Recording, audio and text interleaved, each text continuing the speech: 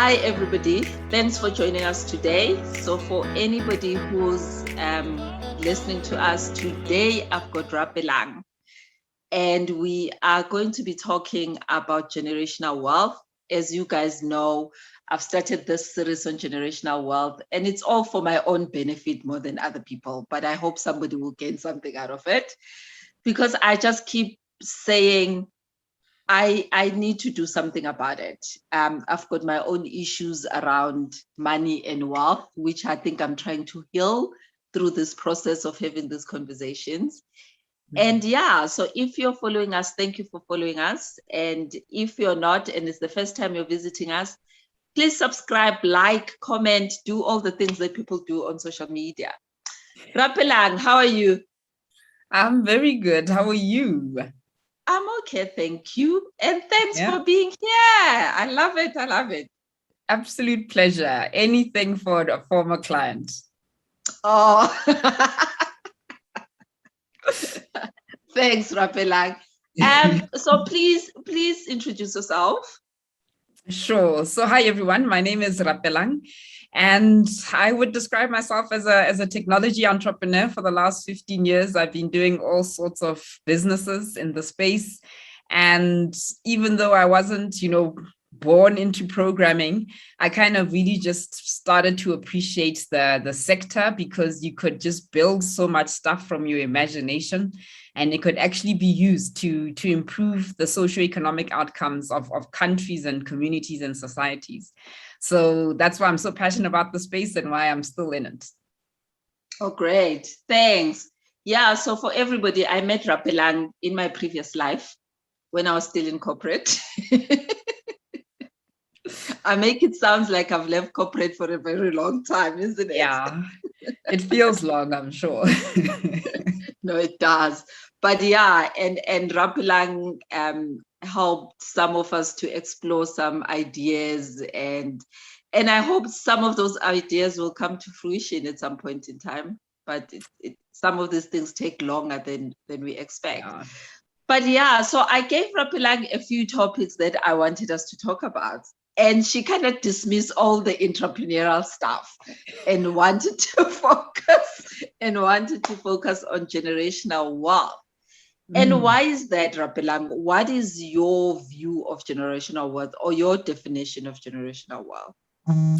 Sure. I think for me, the reason I didn't want to do the entrepreneurship stuff is just I think I talk a lot about it already. And, there's lots of stuff there. So I also wanted to challenge myself with a topic I don't generally, cover. So for me, I always, reflect on, why are we alive? Why are we on this earth? Why do my parents work so hard? Why do we work so hard, etc.?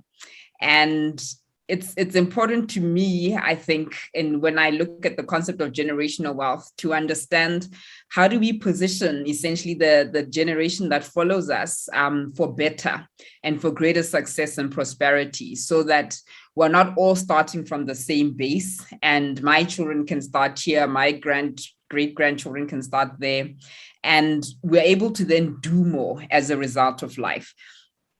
I think that we need to, for me, it's about standing on the shoulders of giants. And if you're standing on the foundation someone else made, you can then achieve more. You can do more. You can do different things. And I think that helps society progress. And it's one of the topics, generational wealth, that means a lot to me, because I don't think we discuss it and plan it enough in African families. A good friend of mine, Ilse Alberts, is actually an expert in generational wealth, and she's been trained all over the world around this and works with families on how they improve and transfer wealth so that, the next generation doesn't squander it. And the formula or the theory behind it is that once your family achieves 7 generations of wealth, then you're pretty much guaranteed that the wealth will stay in the family. Whereas a lot of the squandering happens 7 generations. And I don't think there are 7 generations in South Africa yet. We're getting close, but those are in the US and Europe. And, we're still battling to get past the 3rd and 4th generation, or even the 2nd, squandering the work of the previous. Oh, wow. And you talk about squandering, and all the people that I've spoken to, they say to me, Bume, you sound like the person who wants to rule from the grave. Because, because I just keep going, okay, you've worked this hard, you've put a base for your kids, but then there's just this one, like the one who just goes and everything just, it's like you've never worked hard. I think that for me just gives me like, no. So how do we make sure that you don't have somebody that squanders? It's a tricky thing. I'm still learning. The challenge often is that the first generation that makes the money, that grew out of poverty, the children that they raise know no poverty, they know no scarcity, they know no lack. And one would need to take very deliberate actions to impart the values that first generation grew up with without imposing the scarcity. And I think that's where, things go wrong, and you really need to, I think, partner with these kind of wealth or coaches of sorts to understand how do you impart these lessons to your children, and how do they see the bigger picture, so that you're all working off a common set of values. And when you grew up very differently to your children, I think it's often hard to appreciate how could I impart these values without making my children poor. And a lot of the time, I think a lot of parents, when they get out of the stage where they are poor or struggling, they are really wanting to make sure that their children never feel that, because they're embarrassed about that place in their lives. And those kind of feelings of shame and guilt and embarrassment contribute to your inability then to transfer the values that your next generation is going to need. So I think it needs very deliberate action, and one must, as an individual, you mentioned we all have our issues with money. So we must still all process and actively process what are some of those issues with money? What is my shame around not having money? And if I hide that shame from my children, am I then not imparting some valuable lessons? How do I impart some of those values? And I think if I had children, I would be spending a lot more time on that. I still have a bit of time, so I'm taking my chances, haven't fully figured it out. But I think it would need to start with that.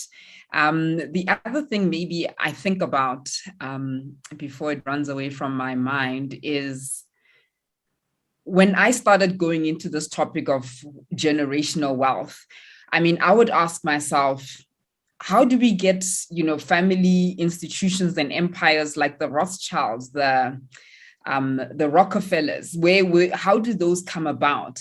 And for me, just living my life of 80 years, having a blast, just doesn't mean much if we haven't built an institution or built some kind of lasting value.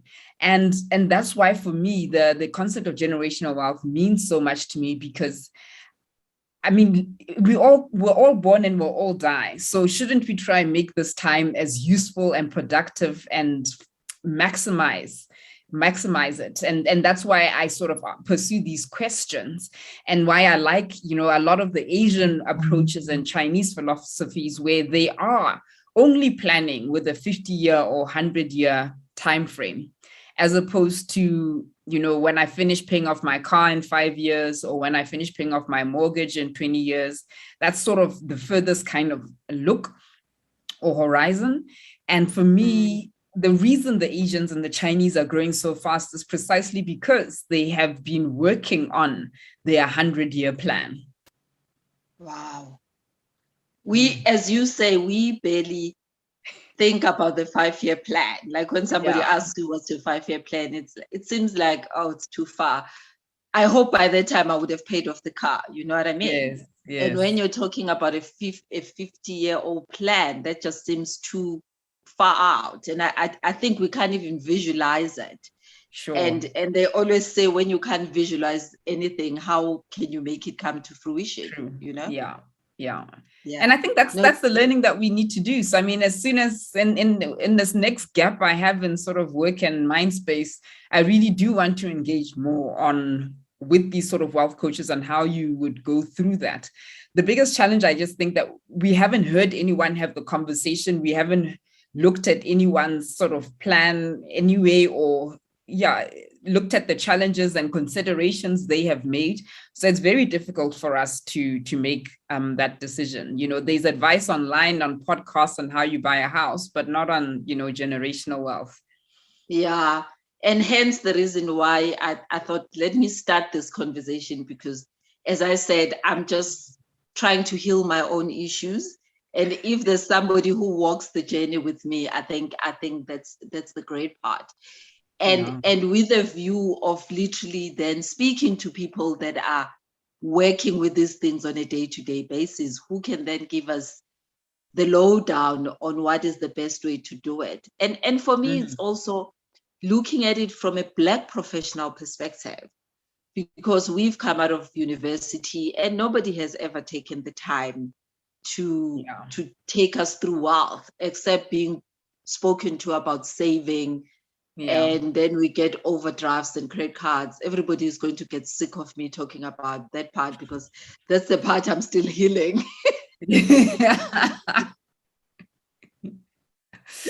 And I get very triggered and angry about that. The banks just give us credit cards and overdrafts.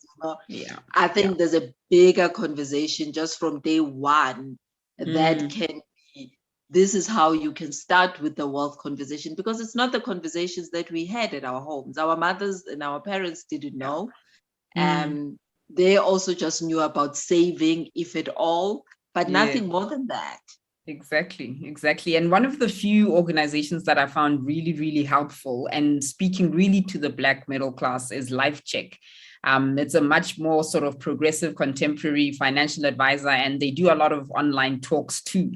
And they actually walk you through a journey of if you graduated at 20 from university and you bought a car first and you splurged on this and that, versus if you saved this money, if you bought a secondhand car and started a side business, what's the prognosis, you know, outcome 20 years later? And they've got all these sort of nuggets for you to help you ensure that you can essentially guarantee you don't regress in terms of your wealth class, but you actually also build on so that your children are not getting a student loan to try and finish university. And they look at all of these dynamics and Black tax and how you manage all of those things. So I think they're emerging. The middle class as Africans is still very largely underserved. But organizations like LifeCheck that I use have been really enlightening for me. Okay, no, that's great to know, because I've seen a lot of LifeCheck things, but I've seen more of the event stuff. Okay. And have not engaged with exactly what is the business about. Okay, no, that's great. I think they do have a talk on Black tax and I can't remember what the one that I've just mentioned was called, but I think as a member you can get access to all of them. Okay, no, that's great. So how do we, so as a professional, how do you get to a point where there is just comfort around talking about money, and there isn't the shame and the embarrassment, and it doesn't become a taboo conversation? Like, how do we change that as a Black nation? Very, very, very hard stuff there. And because I started as an entrepreneur very early on in my career, I had to have more sort of radically honest conversations about money early on.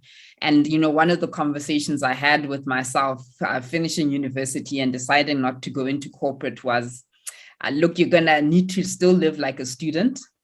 And Rapelang, I said to myself, Rapelang, I'm giving you two vices in the world. It's wine and fabulous food. The rest of those things, you know, buying clothes for every event or manicures or all of these very, fancy, lovely things to do. I just never got into it.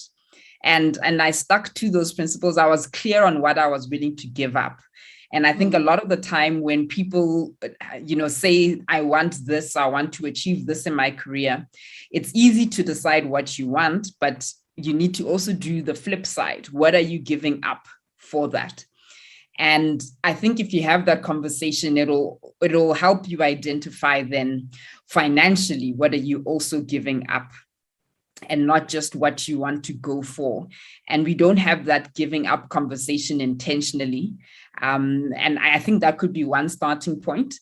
The second starting point, I do a lot of coaching and therapy work, and a lot of it is about understanding myself and my triggers, such that when you feel triggered, when people talk about money or having a lot of money, what is it in you that's what's getting triggered, so that you don't feel like you have to keep up with them or you have to come up with a similar story. How do you become conscious of that trigger within yourself and, hear out the child in you that, wants to keep up with the Joneses, but have the awareness to step out of that and say, actually, I have decided what I want and I don't need to go down this path. It is not a direct reflection it is not a reflection at all, rather, of my value and as a human being or person. And getting that comfort with feeling okay and enough and self-sufficient as you are, I think is so important. And, people will often say, if I have $1 million, of course, I'll feel like I'm enough or something. But the reality is that there are people with 1 billion rands and still don't feel enough. Yeah. And this thing is far more around you and how you perceive yourself and your underlying beliefs that are so deeply buried that you can't, unearth them by yourself. And those are the things that, those are the behaviors where you will spend recklessly or spend at the last minute or make major financial commitments as a reflex, because you're actually acting out on an inbuilt belief and you're just on autopilot. You're not yet conscious of those behaviors and decisions that you make.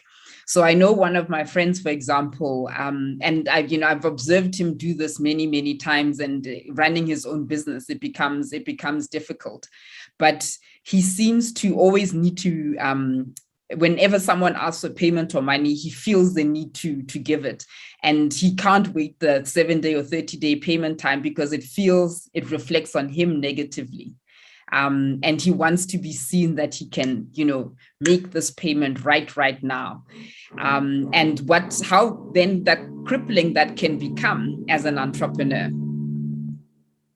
Yeah, because then it affects your cash flows, right?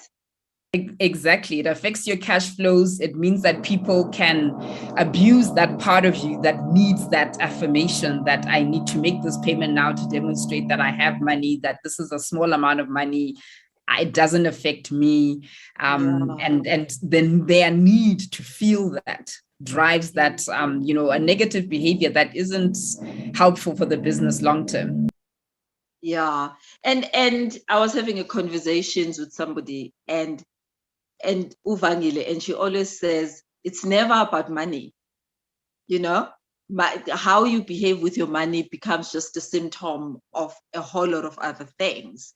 So the question becomes, what is it about? And you taking the time to figure out and taking yourself through the process of figuring out that this behavior, what is it about? Because it's not about money, whether money is there or not there. Like what is at the core of this behavior, which can be very difficult because sometimes introspecting is something else, right? Most people don't like to introspect. In fact, there's done that. Can you still hear me? Yeah, I can. There's a study that was done that I think they asked the participants in the exercise or experiment, would you rather get electric shocks for 5 minutes or 30 minutes, or would you rather spend time alone, not doing anything, not able to talk to anyone and self-reflect? And the majority of people went with the electric shocks. Simply because we don't want to be alone with our thoughts. So it's a big thing. That says a lot. Exactly. Yeah, yeah. But from an entrepreneurial perspective, so where do you see this generational wealth conversation going? So you've always run your businesses, and what are your thoughts in terms of being able to put this into practice?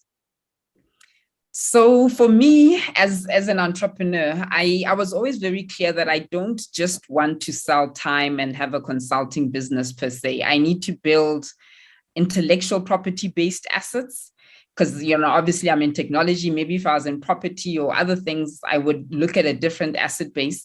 But for me, it was, how do I build intellectual property where the business can earn money without me having to wake up that morning?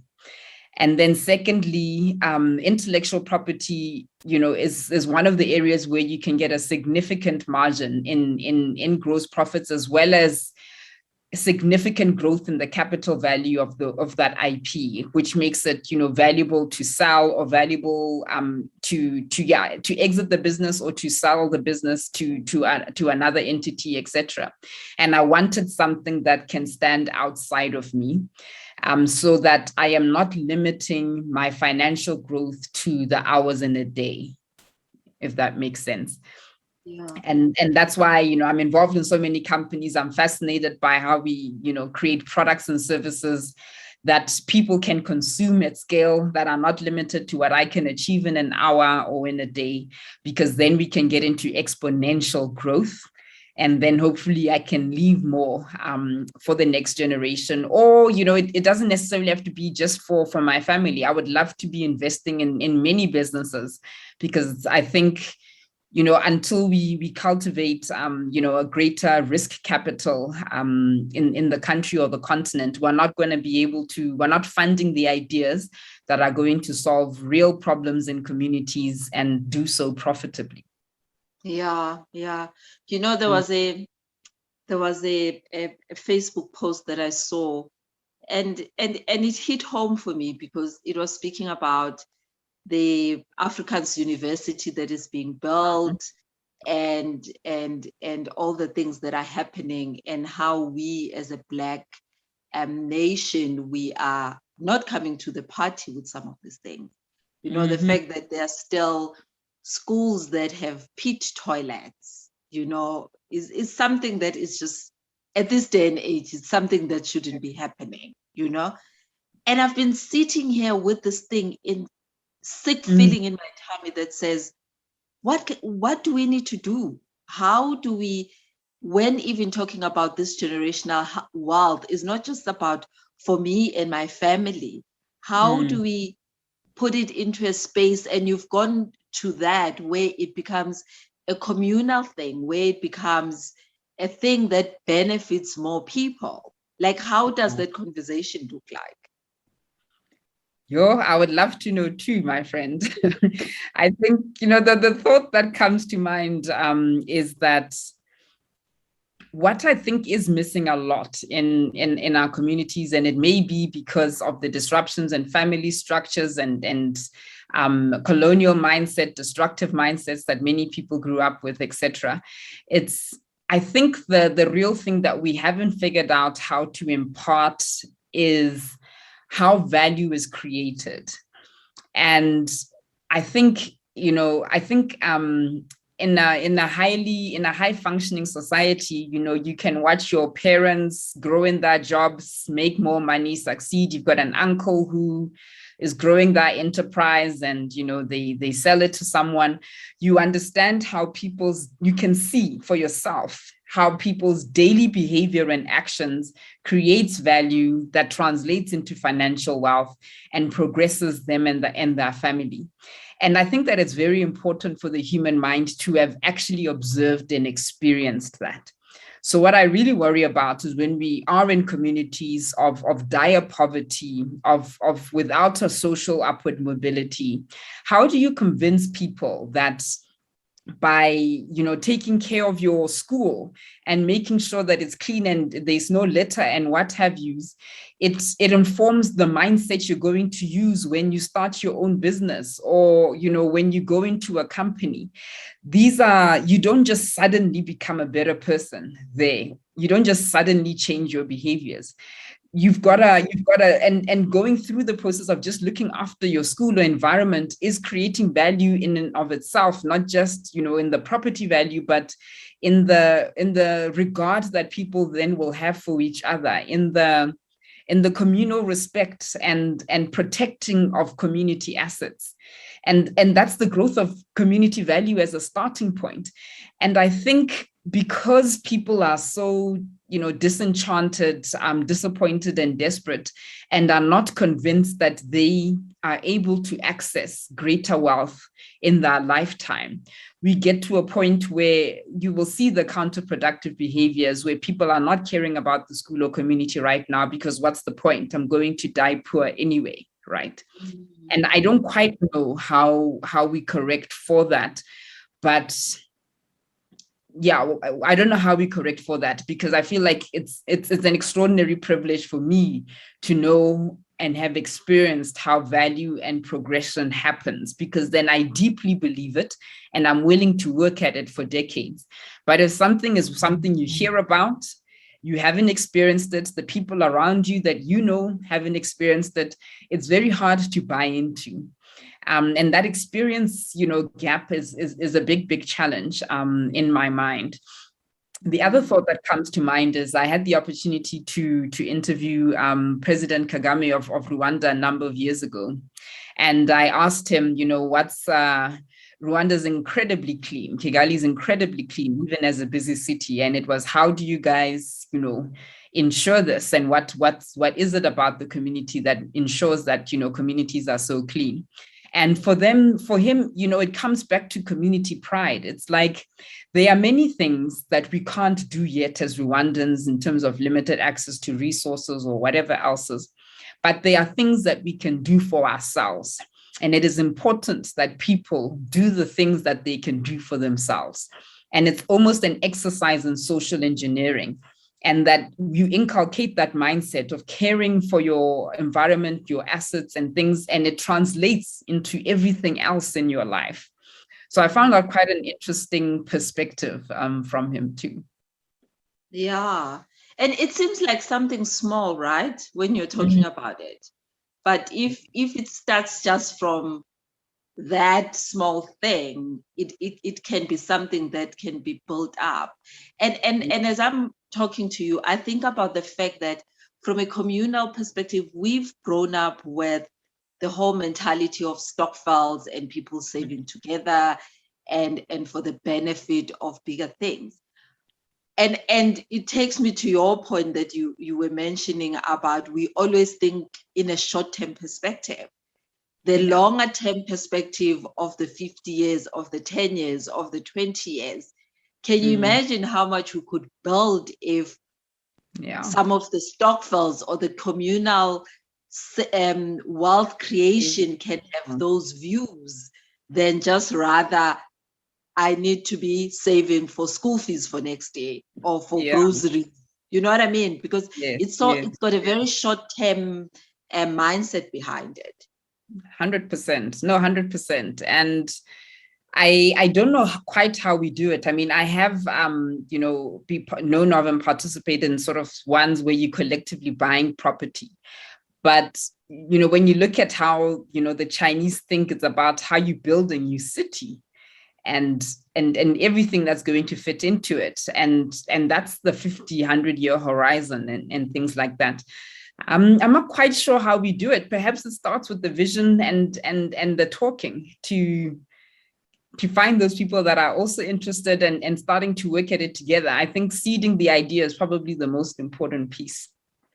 Yeah, because it has to start with a small seed, even if it's they say a mustard seed is always the smallest. It must just start with just that thought of there is a possibility, and because there's a possibility, then somebody can pick it up. It might not be me, But it could be somebody who's listening to this conversation and thinking, maybe let's start looking at it. The younger generation, they start looking at it from a long-term perspective. So Rapelang, if somebody was listening to us today, what are the 2 or 3 things that you just want them to take out of this conversation that we're having? Sure. I think the first thing I'd want to say is, the concept of building generational wealth might seem very big and daunting, but I would say that the first step is investing in yourself and your skills. Because we have seen, the data will show us that an education or deep expertise would transform or as a huge multiplier to the income you can generate in your life. So while you don't feel that I can invest in a trust fund for my kid, you can invest in your skills and build expertise. And in 10 years' time, you're in a very different place in terms of what you can deliver and the value you can then demand from the market. So I would start with positioning yourself to be able to, participate in the highest income generating activities that you can imagine. Then the second piece I would say is that I think what I would say is really working on that inner self, the internal work of how your relationship with money is. Do I actually believe that I deserve to make money? Do I believe that I can stay wealthy, or is someone going to steal my money, or something bad is going to happen? Do I believe that I'm deserving of luck and a good job and prosperity? Or do I believe that those things are out of my hands? What are sort of some of the beliefs in my mind that I may not be aware of? And maybe this is where, coaching or counseling can really help unearth some of those beliefs, because we often grow up our entire lives not knowing we have them, because we formed them before we were aware. And now as an adult, it's the responsibility is yours to go back to whatever I actually committed to believe a long time ago that is no longer, serving my interests now. And that for me is what adulthood is. If you want to step out of autopilot that you slipped into as a child to being more intentional. And for me, those things are key to then think about, next generation of wealth and how you build for 50 or 100 years. You've got to start with yourself and preparing yourself for that future. Yeah. At some point you mentioned that you invest in different businesses and you're involved in different businesses. So what lens do you put in to decide who you invest in, and how does that look like for you? Most of the investments I do are sort of as part of structured programs. So I've been part of the Norskin Impact Accelerator, where we chose 20 startups from around the world, half of which were from Africa. And it was deliberately looking at disruptive businesses that could scale in key market verticals that have some kind of socioeconomic impact along the way. So that program was highly structured, strong filtering process, an incubation period of 3 months, etc. And then as a co-founder there, we just sort of all contributed to making part of that happen. So it's very structured. I don't often do sort of ad hoc investments outside of a structure, because I really feel like to make things work, you've got to think about it holistically. It's not just one drop of money that's really going to change things for an entrepreneur. So I'll think about it in that respect. And I would also probably more likely invest in the people I went to university with. A lot of them are starting their own businesses now. You know them, you've known them for a long time. You've been able to observe that diligence, that commitment to that business.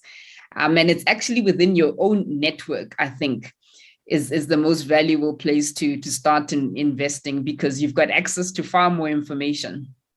Yeah.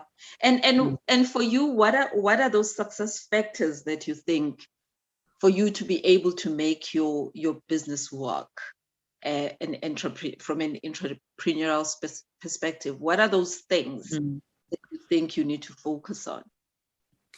I would start with, how do they have a really deep understanding of the challenges or constraints that customers face, and do they have a lived experience of those challenges and how they need to be solved?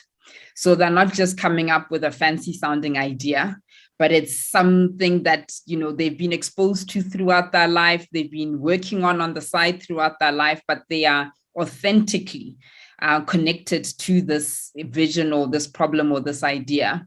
And for me, that's important because I think it demonstrates or indicates a person's level of perseverance and proximity to the problem, which will enable them to be more innovative.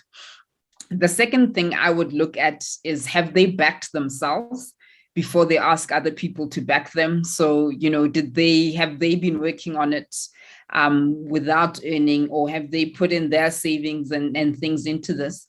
I do get frustrated with a lot of entrepreneurs today that won't start a business until somebody else funds them.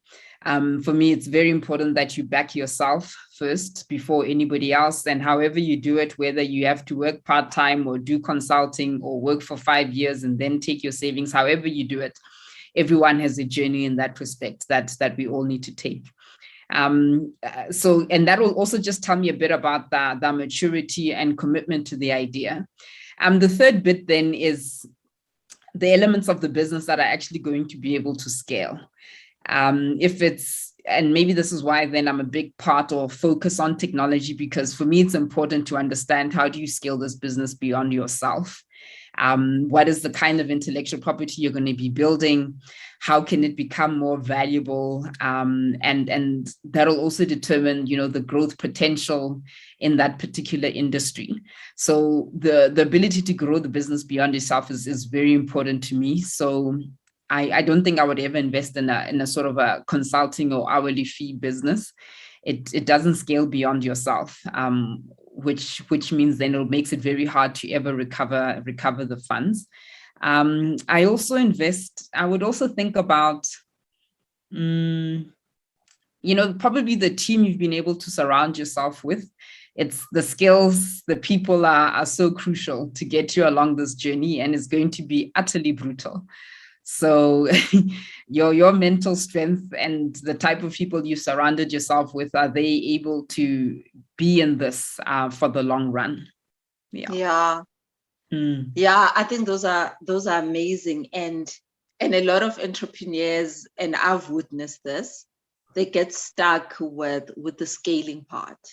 Yeah. And they get stuck with the baby because it's their baby. And having to let go and wanting to do everything and anything for themselves and forever, and not realizing that if the business can't survive without you, then it's not a business, to be honest, right? Yeah. That's scary, in fact, to say that. Then it's self-employment. It's not a business per se. Yes. Yeah. And I think a lot of people that I get into entrepreneurship, they just want to own it and it's about them. There isn't a view of, this thing needs to live even if I'm not here. And it needs to operate even if I decide I'm taking a month off. Yes. It must still be bringing in money, isn't it? Yeah, 100%. Wow. Okay. There's a lot of challenges for a lot of people out there. But I think it's all about getting to a point where you then start asking yourself, how can I make that work? And how can I scale? And because that's where then the money sits. 100%. And the sustainability sits, and the generational wealth opportunity sits. Yeah. Thanks, Rapelang, for the time. Where do people find you on social media these days? I really should be more active, but mostly I'm on LinkedIn. Please follow me there. There aren't that many Rapelangs, so just Rapelang Rabana there. And I am also on Instagram, and I would say Instagram mainly. I'm on the other sites too, but I'm not that active. Okay. Mm. So thanks for the time. I really appreciate that I know you're very busy, very, very busy. No, it's an absolute pleasure. Yeah. It's important to support each other. And I think whenever someone has supported me, it's very easy for me to say yes. Thank you. And yeah, knowing you has been good. And I think it's still going to be good. Yes. Yeah. Most certainly. Very good luck with Yeah. your journey too, and keep exploring. We have to. There's no quitting is not an option, right? At Yeah. this point, in fact, it's not an option. Yeah. Yeah. Thank you That's very much. cool. Thanks, everyone. Thanks. Bye.